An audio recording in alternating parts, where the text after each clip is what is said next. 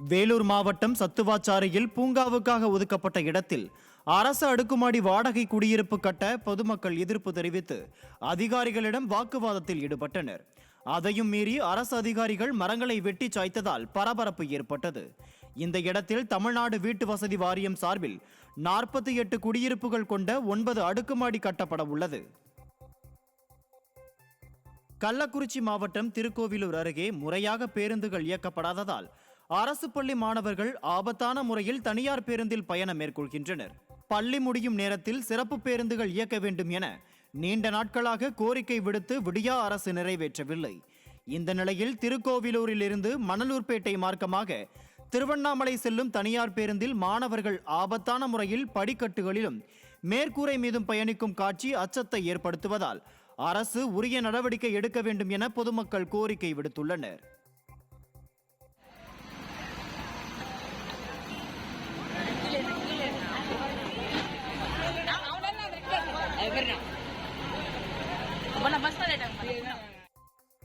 விடியா திமுக ஆட்சியில் ரேஷன் கடைகளில் தரமற்ற பொருட்களை வழங்கி வருவதாகவும் மாவட்ட ஆட்சியர் கண்டுகொள்ளாமல் அலட்சியம் காட்டுவதாகவும் பொதுமக்கள் குற்றம் சாட்டியுள்ளனர்.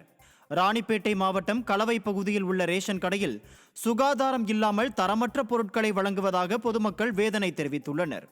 இது தொடர்பாக பலமுறை புகார் அளித்தும் விடியா அரசு எந்த ஒரு நடவடிக்கையும் எடுக்கவில்லை என குற்றம் சாட்டிய பொதுமக்கள் மாவட்ட ஆட்சியர் காலம் கடந்து வந்து ரேஷன் கடையில் ஆய்வு செய்து அதனை உறுதி செய்து உள்ளது அதிருப்தியை ஏற்படுத்தி உள்ளதாக தெரிவித்தனர். கிருஷ்ணகிரி மாவட்டம் ஊத்தங்கரை அருகே 4 ஆண்டுகளாக பழுதாகி கிடக்கும் மின்மோட்டாரை சரி செய்து முறையாக குடிநீர் வழங்கிட பொதுமக்கள் கோரிக்கை விடுத்துள்ளனர். படப்பள்ளி கிராமம் செல்லும் சாலையில் உள்ள பெருமாள்குப்பம் கிராமத்தில் அமைக்கப்பட்டுள்ள குடிநீர் தொட்டியில் இந்த சம்பவம் நிகழ்ந்துள்ளது. இது தொடர்பாக பலமுறை பஞ்சாயத்து நிர்வாகத்திடம் கூறியும் இதுவரை எந்தவித நடவடிக்கையும் எடுக்கவில்லை என அவர்கள் புகார் தெரிவிக்கின்றனர்.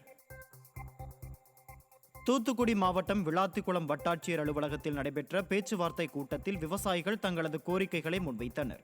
கனமழையினால் சேதமடைந்த பயிர்களுக்கு முழுமையான நிவாரணம், பயிர் காப்பீடு வழங்க வேண்டும் உள்ளிட்ட கோரிக்கைகளை முன்வைத்து அதிமுக சார்பில் விவசாயிகளோடு சாலை மறியலில் ஈடுபடப் போவதாக அறிவிக்கப்பட்டது.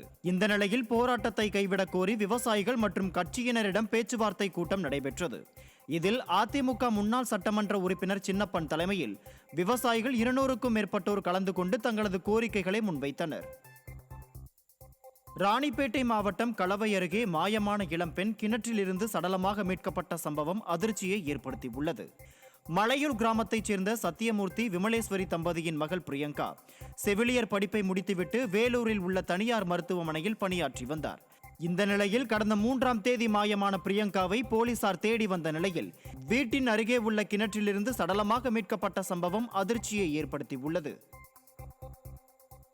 திருவண்ணாமலை மாவட்டம் செய்யாறு அருகே மரத்தின் மீது மோதி தனியார் பேருந்து விபத்துக்குள்ளானதில் 37 பக்தர்கள் லேசான காயமடைந்தனர்.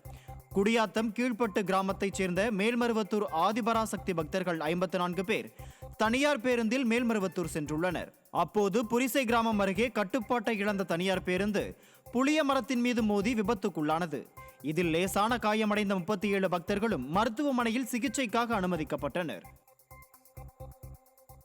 தேனி மாவட்டத்தில் விடிய விடிய பெய்த தொடர் மழையால் விவசாயிகள் பொதுமக்கள் மகிழ்ச்சி அடைந்தனர். கடந்த மாத தொடக்கத்தில் 15 நாட்களுக்கு மேலாக வெளுத்து வாங்கிய கனமழையால் மாவட்டத்தில் உள்ள நீர்நிலைகள் அனைத்தும் நிரம்பின. இந்த நிலையில் பெரியகுளம், தேனி, ஆண்டிப்பட்டி, சின்னமனூர், போடி என மாவட்டத்தின் பல பகுதிகளிலும் தொடர்ந்து பல மணி நேரமாக பரவலாக மழை பெய்தது. இதனால் வெப்பம் தணிந்து இதமான காலநிலையுடன் குளிர்ச்சி நிலவுகிறது. தஞ்சாவூர் மாவட்டம் கபிஸ்தலம் அருகே கால்ஸ் டிஸ்லரில் நிறுவனம் நடத்தி வரும் சர்க்கரை ஆலைக்கு எதிராக வலுவான போராட்டங்கள் நடத்தப்படும் என பாதிக்கப்பட்ட விவசாயிகள் தெரிவித்துள்ளனர். திருமண்டங்குடியில் உள்ள திருவாரூரான் சர்க்கரை ஆலை கரும்பு விவசாயிகளுக்கு வழங்க வேண்டிய நிலுவைத் தொகையை சர்க்கரை ஆலையை ஏலத்தில் எடுத்து நடத்தி வரும் கால்ஸ் டிஸ்லரில் நிறுவனம் வழங்க வேண்டும் உள்ளிட்ட கோரிக்கைகளை முன்வைத்து பாதிக்கப்பட்ட கரும்பு விவசாயிகள் 400 நாட்களுக்கு மேலாக தொடர் காத்திருப்பு போராட்டத்தில் ஈடுபட்டு வருகின்றனர். இந்த நிலையில் சுவாமிமலையில் நடைபெற்ற பாதிக்கப்பட்ட கரும்பு விவசாயிகள் ஆலோசனை கூட்டத்தில் கோரிக்கைகள் முன்வைத்து போராட்டங்களை தீவிரப்படுத்தப் போவதாக முடிவு எடுக்கப்பட்டுள்ளது. அனைத்து விவசாய சங்கங்களும் எங்களுக்கு ஆதரவு அனைத்து அமைப்புகளையும் கூட்டி இன்னைக்கு இப்போ பேச்சுவார்த்தை நடத்திட்டு இருக்கிறோம்.